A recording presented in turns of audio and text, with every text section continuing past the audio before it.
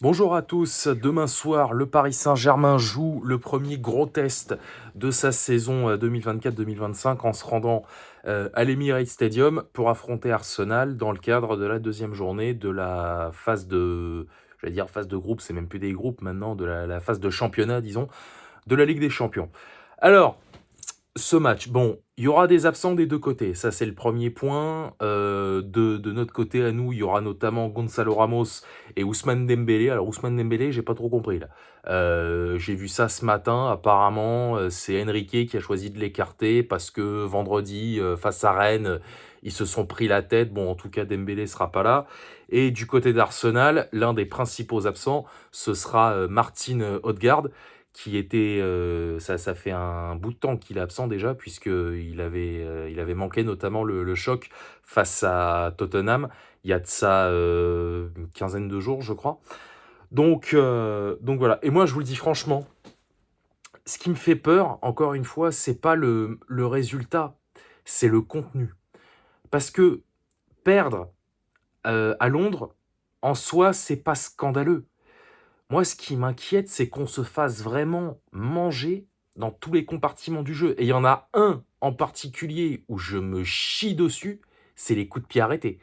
J'ai regardé certains matchs d'Arsenal cette saison, notamment celui contre Tottenham dont je viens de parler il y a quelques secondes, mais aussi celui contre Manchester City. Si on ne se bouge pas sur les corners, on va se faire démonter. Parce que Arsenal, sur coup de pied arrêté, déjà nous, on est friable de malade sur les corners défensifs, ça c'est une notoriété publique. Mais Arsenal, eux, ils sont létaux là-dessus. À chaque fois qu'ils ont un corner, c'est une occasion de but pour eux, c'est effrayant. J'espère qu'on a travaillé ça un minimum, parce que plus on va en concéder, plus ce sera des occasions pour eux, et les buts, ils peuvent commencer à s'empiler. Donc, perdre en Angleterre, bon, c'est pas paradoxalement, c'est pas le pays où on a le plus de difficultés. En général, quand on joue des équipes anglaises, c'est plutôt chez nous qu'on a du mal, hein. Jurisprudence Manchester United en 2019 ou encore Manchester City en 2021. Quoique la dernière fois qu'on a affronté Manchester City en Ligue des Champions, c'était la saison 21-22. On les avait battus au Parc des Princes, on avait perdu chez eux. Et Arsenal, la dernière fois qu'on les a joués, c'était la fameuse saison 2016-2017. Hein, vous devez vous en rappeler, le fameux match aller où on marque au bout d'une minute de jeu. Cavani derrière, qui fait du Cavani, hein, espèce de salopard. Et Arsenal égalise en fin de match, ramène le match nul. Deuxième match nul chez eux. La suite, on la connaît. Bref. Donc voilà, parce que dites-vous bien une chose. Non seulement le goal average va énormément compter dans ce nouveau format de la Ligue des Champions, surtout qu'ils y sont allés gaiement la semaine dernière, là, enfin il y a 15 jours. Les Bayern, il y a eu qui encore, je sais plus, il y a Liverpool qui en a mis 3 à Milan, je crois. Bref, il y a eu des branlées dans tous les sens. Le goal average va beaucoup compter, et nous on a déconné, nous.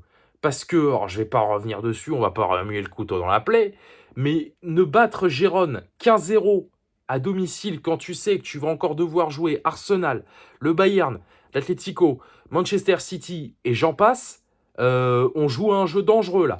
Donc moi je vous le dis franchement, même un match nul demain, j'aurais pas de raison de gueuler parce que on aura ramené un point. Moi, je vous dis franchement, pire que la défaite, c'est le contenu. Parce que si c'est pour jouer encore comme des merdes et perdre 2-0 ou 3-1, c'est pas la peine. Voilà. Moi, pourquoi je dis que dans l'absolu, un match nul, ça me dérange pas? Parce que à partir du moment où si on gagne tous nos matchs au Parc des Princes, parce qu'on va jouer le PSV après la trêve, il y aura Stuttgart, il y aura l'Atlético, il y aura City. Voilà, si on arrive à faire des résultats chez nous, à l'extérieur, ma foi, bon, voilà. Mais encore faudra-t-il les gagner, tous ces matchs. Ça, c'est encore autre chose. On verra contre l'Atlético Madrid et contre Manchester City notamment comment ça va se passer. Parce que moi, franchement, si demain on fait match nul en donnant notre maximum, pardon, voilà, et que derrière on doit aller perdre 3-1 à Munich, j'en ai rien à foutre. très honnêtement, je m'en branle. Voilà. Mais il faudra assurer à domicile, ça c'est le plus important. Et marquer le plus de buts possible. Voilà. Parce que même si je n'ai aucun espoir dans ce nouveau format, nous concernant d'ailleurs, il faudra parler du fait qu'on s'est encore plus ou moins fait entuber au moment du tirage. Mais bon, ça c'est une autre histoire.